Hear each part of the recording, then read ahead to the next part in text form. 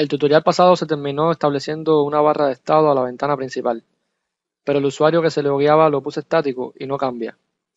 Para hacer que se ponga en el label el usuario que se autenticó en la aplicación, se le debe pasar al constructor de la clase principal una variable string que contenga el usuario, o bien puedo crear una clase usuario que tenga propiedades como usuario, contraseña, rol y pasarle el objeto al constructor. De cualquier manera, en lo que hagamos debemos modificar la clase main.app y modificarle su constructor por defecto, o crear un nuevo constructor. Vamos a la clase main.app y en su cabecera puedes ver el constructor que está explícito. Explícito porque es el que viene por defecto con la clase. Vamos a crear uno nuevo y en este caso vamos a pasarle lo mismo que tenía el anterior y vamos a pasarle el usuario. El usuario se lo pasaremos como una constante, de esta forma, porque asumimos que no lo vamos a modificar en esta clase. Además se afirma también que de esta manera el procesamiento es un poco más rápido. Por eso las variables que en métodos vayas a utilizar que no se van a modificar, pues debes ponerle constante. Creé el atributo usuario para asignárselo a lo que el constructor me devuelve en su función. Y se puede hacer de dos formas. La primera de ellas es como está acostumbrado a hacer en los lenguajes de programación. Desde el cuerpo del constructor le asignas al usuario, que en este caso es el atributo de la clase, lo que se pasa por parámetro.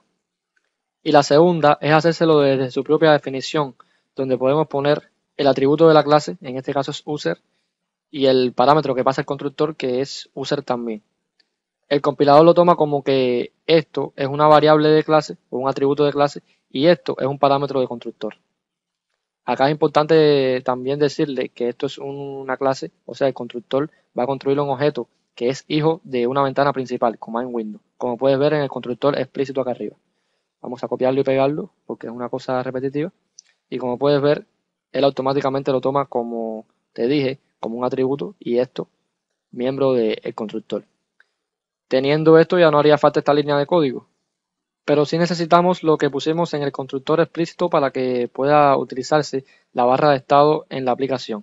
Desde luego, aquí tenemos que reemplazar la variable var por el atributo de clase user. Y si vamos a donde se construye este objeto, en la clase login, podemos ver dos constructores. El original, el explícito, QWidgetParent, que se le pasa ese parámetro, y el otro es el que acabamos de crear, que aparte del QWidgetParent, que puede ser 0 o this, que en este caso lo dejamos así para que tome los estilos CSS de la ventana anterior, o sea, de la ventana de login, y le pasamos el usuario, que en este caso es la variable user.